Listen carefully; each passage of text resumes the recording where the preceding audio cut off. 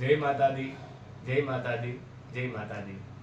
आइए हम नवरात्र में जो आने वाली नौमी तिथि है, उस नौमी तिथि के हेतु में, नौमी तिथि के विषय में आइए हम कुछ ज्ञानार्जन करते हैं। और हमने जो भगवती की कृपा से नौमी तिथि एवं अनेक शास्त्रों के माध्यम से जो अध्ययन किया है, उस अध्ययन के माध्यम से जो कुछ हमें स्मरण रहा है, कुछ स्मरणानुसार हम नौमी तिथि के विषय में कुछ जानकारी ज्ञान प्राप्त करते हैं। आइए, नौमी जो तिथि है वह नौमी तिथि मधुमास पुनीता, नौमी तिथि पूर्णा तिथि मानी गई है, क्योंकि नौमी जो है और 9 को जो भाजन किया जाता है वह अंत तक 9 के अंक में सदैव पूर्णांक ही प्राप्त होता है। इसलिए नौमी तिथि भी बहुत महत्वपूर्ण तिथि है। देखो, ये नौमी तिथि से ही नवरात्र उपस्थित हुआ है। नवरात्र, ये नवरात्रियां हैं, तो नवरात्रि जब संपन्न होती है, जब नौमी तिथि उपस्थित होती है, तो नौमी तिथि को भी बहुत महत्वपूर्ण माना गया है। नौमी, कुछ लोग हमारे यहाँ समाज के लोग कुछ अष्टमी मानते हैं, कुछ नौमी मानते हैं। तो जो लोग नौमी मानते हैं वे 9वें दिन नवरात्र की संपन्नता करते हैं। नवरात्र तक नौमी तिथि तक व्रत रखते हैं और नौमी को फिर अपनी देवी की पूजा, अपनी कुल प्रथा अनुसार नौमी की पूजा करके और नौमी तिथि के दिन फिर नवरात्रों में जोत देखते हैं और जोत दे करके पूजा करके और फिर नौमी तिथि नवरात्र की संपन्नता करते हैं। देखिए, हम पहले भी हम आपसे ये कह चुके हैं कि नवरात्रि साल में 4 आते हैं, लेकिन कुछ विशेष जानकारी के अनुसार, विशेष अध्ययन के अनुसार हम आपसे निवेदन करते हैं कि नवरात्रि 4 ही नहीं होते हैं, नवरात्रि 5 होते हैं। तो आप, ये तो बिल्कुल नई बात है, सब लोग चकित होंगे, सभी लोग सोचेंगे कि अरे नवरात्रि हमने तो अब तक 4 ही सुने हैं, 5वां नवरात्रा कौन सा होता है। तो 5वां जो नवरात्रा है उसकी भी आज हम इसी नौमी तिथि की जानकारी के साथ, नौमी तिथि को जो हम आपसे नौमी तिथि के विषय में जो बातें और जो ज्ञान आपसे हम परिचर्चा कर रहे हैं, उस विषय में हम आपको ये 5वें नवरात्रि के विषय में भी बताते हैं। देखो, पहला नवरात्र आता है वासंती नवरात्रा, फिर उसके बाद में एक गुप्त नवरात्र आता है, फिर उसके बाद में दूसरा नवरात्रा, जो तीसरा जो नवरात्र आता है वो आता है शारदीय नवरात्रा, फिर उसके बाद में एक गुप्त नवरात्र आता है, और एक कार्तिक महीने में प्रतिपदा के दिन प्रतिपदा से लेकर के अक्षय नवमी तक ये गौ नवरात्र बोलते हैं इनको, गौ नवरात्रि। तो ये गौ नवरात्रों में भी की गई पूजा पाठ, की गई पूजा अर्चना, की गई मंत्र साधना बहुत ही सफल होती है। और नवरात्र में जो व्यक्ति जिस मंत्र की साधना करते हैं वह मंत्र अत्यंत सिद्ध होकर के और साधक की सभी कामनाओं को संपूर्ण और पूर्ण करता है। नौमी तिथि के दिन भी वही भगवान की नित्य जो रोजाना पूजा करते हैं उसी प्रकार पूजा करके और जोत देखनी चाहिए, और जोत दे करके, क्योंकि नौमी तिथि के दिन जो राम जी के नवरात्रि करने वाले हैं उनकी भी नवरात्र संपन्न हो जाएगी, हनुमान जी की करते हैं वो हनुमान जी की भी संपन्न हो जाएगी।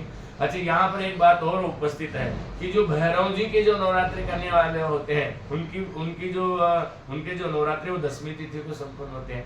इन तिथियों में भी अगर तिथि वृद्धिकरणों को प्राप्त हो जाती है तो वह नवरात्रि बहुत प्रभावशाली उपस्थित हो जाते हैं। तो नौमी तिथि को कुछ लोग अष्टमी की रात्रि को हवन करते हैं, कुछ लोग नौमी को हवन करते हैं। अब आज हम हवन करने की विधि आपसे बताते हैं।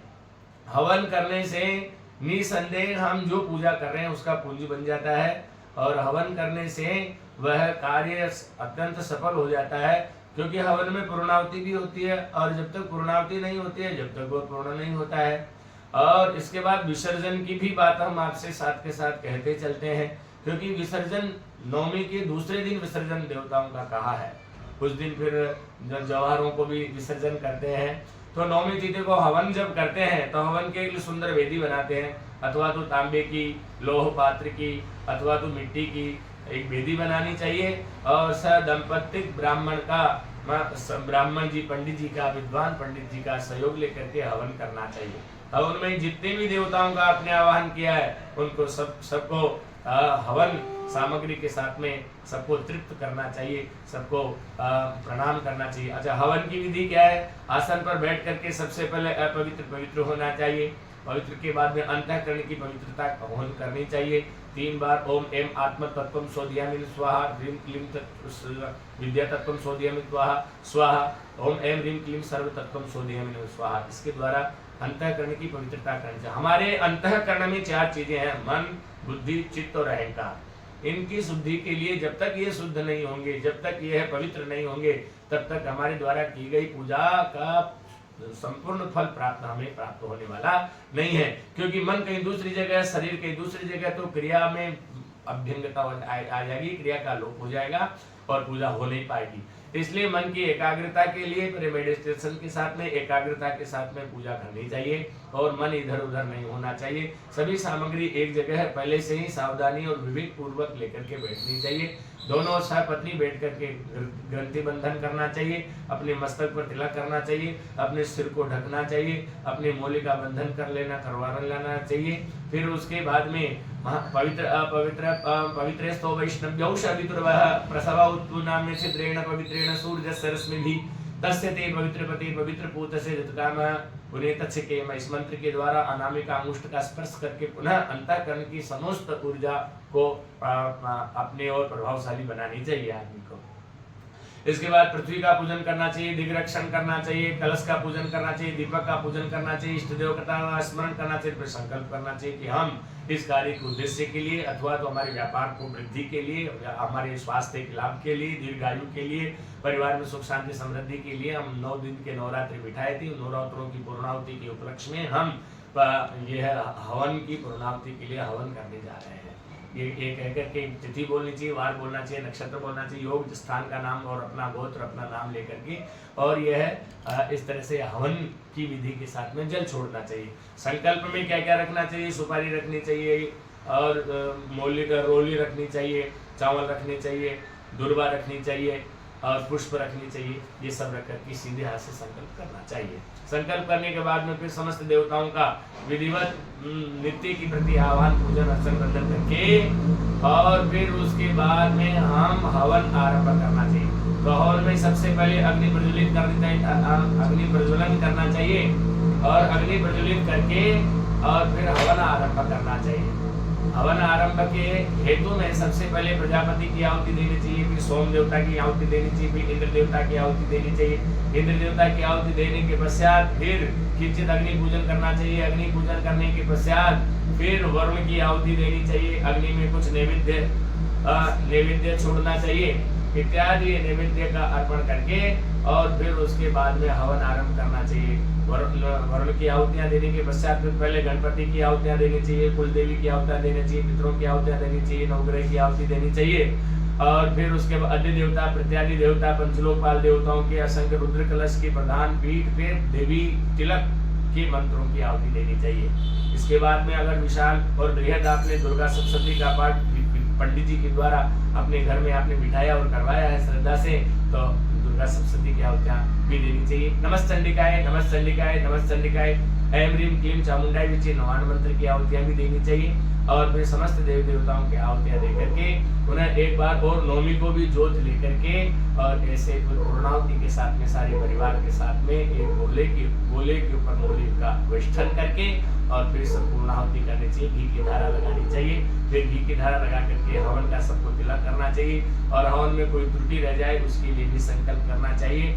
इस तरह से ये समस्त संकल्प करके आरती करके फिर कन्याओं को जिमाना चाहिए। अष्टमी को भी कन्या जिमाने का विधान है और नवमी को भी कन्या जिमाने का, 9 कन्याओं को जिमाना चाहिए। 10वां एक भैरव जी के नाम एक बटुक को भोजन करवाना चाहिए और भोजन इत्यादि करवा करके कुछ लोग जो है हवन के साथ साथ चौराहे पे भी पत्तल भेजते हैं ताकि हमारी अला बला, हमारे नजर दृष्टि दोष, हमारी जो नेगेटिविटी है, हमारी जो प्रतिकूल ऊर्जा है उसको हम हमारे घर से बाहर निकालें और फिर नई ऊर्जा की हम कामना करें। इसके साथ में फिर आरती करके और आरती के साथ में सभी अपने परिवार के साथ मिलकर के कन्याओं को भोजन करा करके फिर स्वयं भोजन करें। इस तरह से यह देवी की नवमी की पूजा संपन्न होती है और इस ऊर्जा से निश्चय ही व्यक्ति अपनी समस्त कामनाओं को पूर्ण करता है और समस्त कामनाओं की पूर्णता के साथ में देवी का विशेष चमत्कारिक अनुभव प्राप्त करता है और देवी मैया उसके समस्त कार्यों को सफल बनाती है।